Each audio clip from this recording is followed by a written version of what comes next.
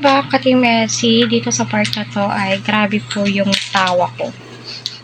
Grabe po talaga yung kilig ko. Kasi kung ako yung sasabihan ng ganito, ay nako, tilang ako'y manlalambot. Diba? Kasi ibang-iba naman po, or iba't iba po tayo ng mga experience pagdating sa in-laws. Diba? Ay, nako. Ayan, patuloy po natin suportahan sila Kalingap Rab, Kiavar, Kalingap Eds, Ate Edna, huwag po natin skip ang kanilang ads at lahat ng Team Marathon at Kalingap Bulongs, diba? So, yun na nga po, no? Sa pagpunta ni Beyonce, second time around sa bahay nga po nila Eds, ay nako. Ayun, doon naman po tayo sa part na naguhugas si Mami Ellen na gusto nga pong tumulong ni wifey. Alam niyo naman po, no, si Mami Ellen, sinabi niya, kapag bisita, huwag mong hahayaan na maghugas, kikilos sa bahay mo. Kasi, yung sabi ni Mami Ellen, hindi, bawal daw yung sa kanila.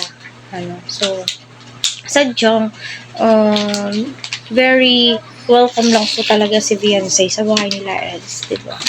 So, yun na nga po, no?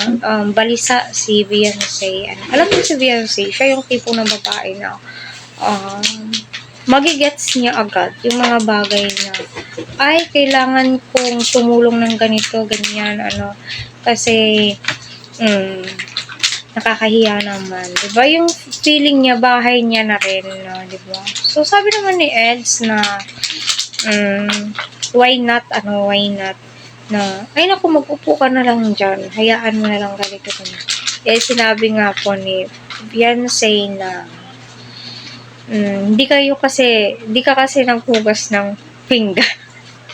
So, narinig po yun ni Mami Ellen. Naku, Eds, no, matuto ka nang gumawa ng gawaing bahay. Kasi nga si Beyonce, kita mo naman, napakasipag po niyang babae. Siya yung mga pinapangarap ng ibang kalalakihan, imposible si Eds, dito. Malamang, nandun na tayo sa part na gusto ni Eds, si Beyonce. Halata naman, makikita mo naman sa eye-to-eye contact nilang dalawa. Basta ako, masaya ako habang pinapanood ko silang dalawa. At masaya ako nung narinig ko na, yung sabi ni Edo na, ay naku, nagpapalakas, di ba? Sabing karon, nagpapalakas siya, guys, di ba? Napapailing na lamang po itong si wifey.